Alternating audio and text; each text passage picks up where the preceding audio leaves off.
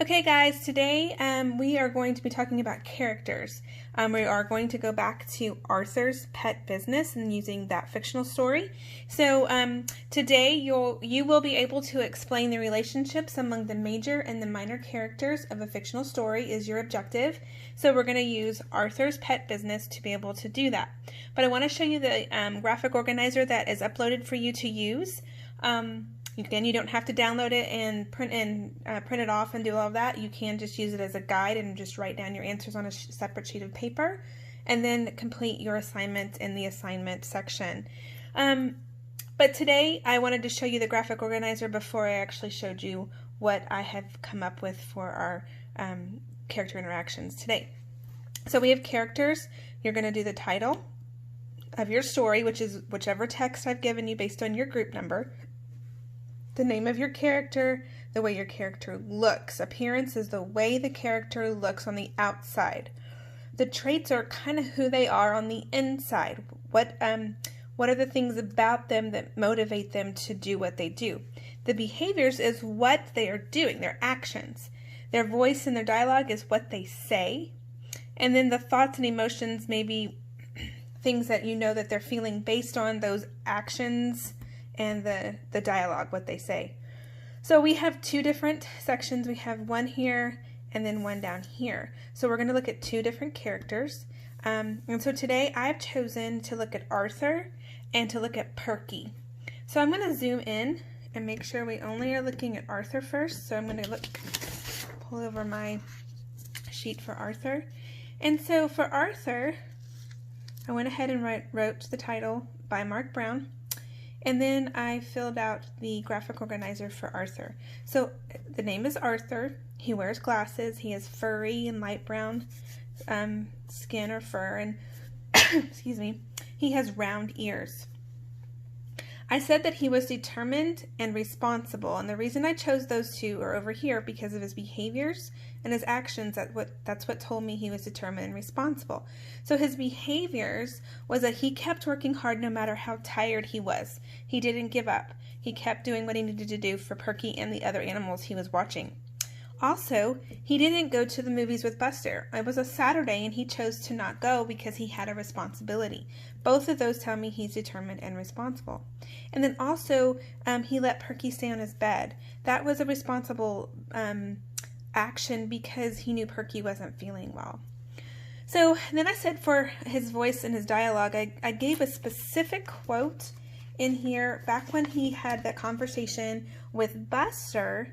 And he said that, "I can't," said Arthur, "when I finish cleaning these cages, it will be feeding time." Remember, Buster had just asked him to go to the movies. And then he said, "And anyway, it's Perky's last night with me, and she seems sick. I don't want to leave her." So I chose those as my voice and my dialogue stuff. So I went back into the text and found those quotes to help me prove that he was responsible and determined. So I felt like both of those sentences helped me say he was determined and he was responsible. And then I also asked for thoughts and emotions, and I felt like he was concerned for Perky, again, because he said she doesn't feel well. And then he got worried because he lost Perky at the end. And then at the very end of the story, he was happy because he got to have a puppy. So those were his thoughts and emotions throughout the story.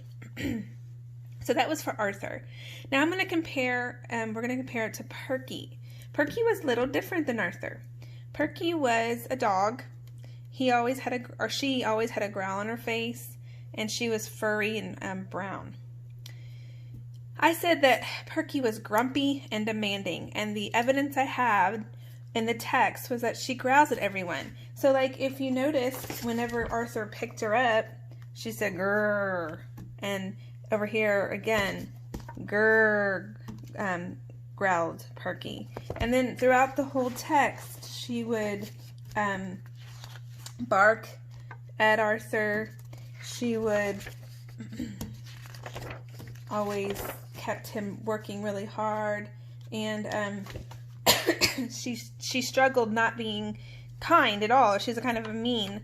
So she was growling at everybody. She made Arthur work hard to take care of her, and that told me she was very demanding. But also she had puppies, so that kind of explained why she was that way. There's no voice and dialogue because Perky's a dog in the story, and dogs don't normally talk unless they're characters, like human-like characters. And in Arthur's story, this dog is not a human-like character, even though Arthur's an animal. Perky is an actual dog in the story, so there was no voice and no dialogue for Perky.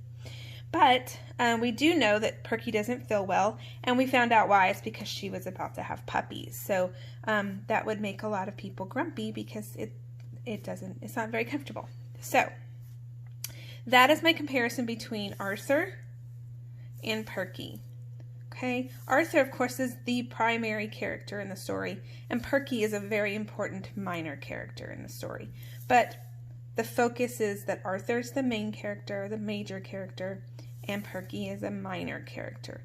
A solid minor character, and an important part of the story, but the main character or major character was Arthur. So remember, when you're doing yours, pick your main character to be the top, and then the minor character to be the bottom. And then you're going to fill out the graphic organizer, either print it out or just jot down your thoughts on a separate sheet of paper using this as a guide. And then you're going to fill out the questions that I have on your assignment for today, for Tuesday. So make sure that you are reading that book, diving back into it, finding your text evidence like I did here, and then also through here in your behaviors, so that way you can answer your questions and get your understanding of your characters down really well. So take care, and remember to fill out the assignment. Take care.